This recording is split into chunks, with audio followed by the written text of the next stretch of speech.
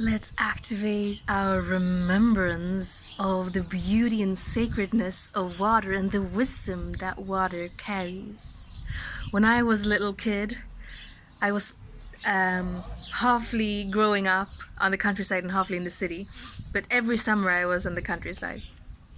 And there was this brook, like in the earlier part of the summer there would be lots of water there, and I would take rocks and I would place them on different sections of the brook, making the brook, making dams and like building and observing the water and playing with the water and getting wet and just being with the water and soaking up the wisdom of the water in a very playful way. And this brook, I would play with this brook every year. And then when I got older, there was less and less water in this brook, and I felt this really sad feeling because I remember like the wisdom of this brook, so I had to come earlier every year to see it flow. And so there is this scarcity, this fear that is planted in the people that is absolutely false. It is that we are losing water. We're not losing water. We're not losing water. We're just misusing water. We're really misusing the pipes. They're 90 degrees, they should be round. How we treat the water after we've used it, and like how we're mixing toilet water with dishwater. Many insane things. Like we just have to redo how we do what we do with water. So this scarcity mentality is planted into people. Oh no, we're losing water, we're getting water shortages. You're not allowed to grow your own garden because we're short of water. We're not short of water, we just need to use the water in a beautiful way, in a natural way, in an intelligent way, okay? And there's tons of water beneath the earth. Like there's abundance of water. Remember, there is abundance of water, okay? And water has memory, and you can remember so much wisdom by communicating with the water. So if you don't have a brook to play around with and see what happens if you build a dam and you take away the dam, if you can't play with the brook like that, and if you can't find a place in nature to just go and observe and relax and see what the water does, just know and remember it from my words. Water wants to make natural shapes. It wants to swirl and it wants to move in round shapes, you know? And there is this place in Sweden called Virbela Atelier, and the designer has this amazing water stairs. So when I was there on a course with him, I learned how to make. So I made a prototype of a water stair that we will put on the Sacred Healing Center here in Spain.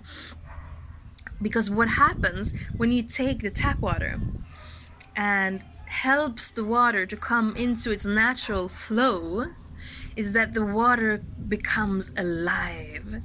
What happens when you drink tap water or any other dead water that has been robbed of its soul or its life force, is that it will take water from your body. Like if you drink tap water that you haven't done anything to, it will take away energy. It will make you less energetic. So don't drink normal tap water. But there are many ways that you can energize this water again, make it alive again. You can put it into a Kangen machine that puts electric current through the water and energizes it, bring it back to a natural structure, decreases the clusters of water molecules so you can absorb them, and the structure gets beautiful and alive again. But a Kangen water machine is not available to everyone. Like if you're in the States, it's super cheap, you can get it. But if you're in Europe, it's a big initial sum for many people. But then you have a machine called the iTerahertz. I call it the magical wand. It's a frequency machine, so it uses terahertz. You can blow this onto any glass thing with water in. It will structure the water as well. And an even simpler way you can structure your water, you can do it with a crystal. You can swirl your water with a crystal, but the easiest way, just take a silver or a pure copper spoon, and then you swirl the water. It goes around and around. You can do it to the other side again, around and around. And this will help to energize the water. So what my grandfather taught me in the garden, while gardening, my grandparents have a biodynamical farm in Sweden. So he taught me that I made this tincture for the tomato plants because it was a wet season. I wanted the ether element back to the tomato plants.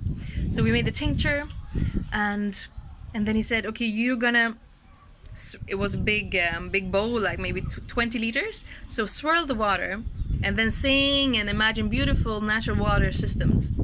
And then you change the direction, and in this chaos, send your intention down to the water and see this beautiful waterfall, see these lakes and all the natural alive water. So I was swirling the water and then changing the direction, swirling, like this for an hour.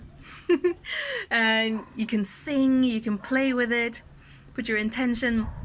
This is how you bring back life to water, so that water will give you energy instead of taking energy from you when you drink it.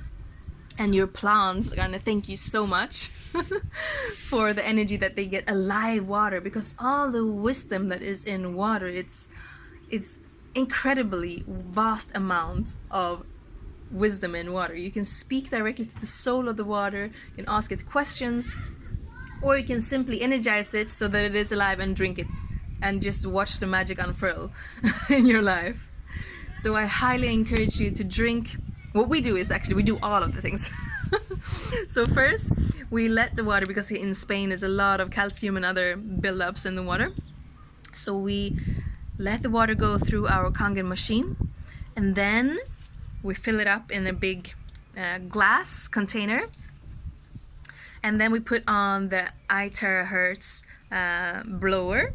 So we blow the terahertz frequencies onto the water. And we also, on the full moons, we create crystal moon water. So we place this crystal inside of this container, and while we blow it, it creates, with a terahertz frequency machine, it creates this quantum field where we put the intention to the water to awaken and let us remember our powers, let us remember who we are, let us serve love and light into this world.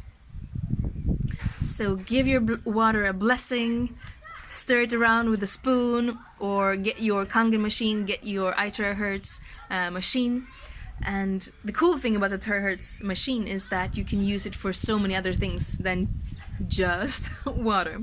You can blow out on it, blow on your body with the machine to activate stem cells, to make your skin younger, and to help your blood flow smoothly through your system. It can help your heart, and it even got some studies on terahertz frequency that it helps with cancer. It's incredibly amazing things. Like, I can, because I sell the machine, I cannot claim that it cures any diseases. I'm not a doctor, you know, all that stuff. But I've seen the miracles with people who bought it from me, and you can check out those stories on the podcast. Some amazing stories, getting like the vision back and so many beautiful things. But water. Make sure that you speak kind words to your water. It has memory. As you know, Dr. Emoto, he even captured the water crystals, so you can see the beauty of the crystals when you put nice words in compared to mean words. So put your great intentions, your beautiful words, stir it around, and activate the water, because the water will heal you, the water will activate you. All right, so that being said, I want also to invite you to our 6-month program, because one of the months we're going to dive deep within water healing, learn all about the magic of water and how we can communicate and heal with water. So let me know if you want in, and I'll share the information. Lots of love.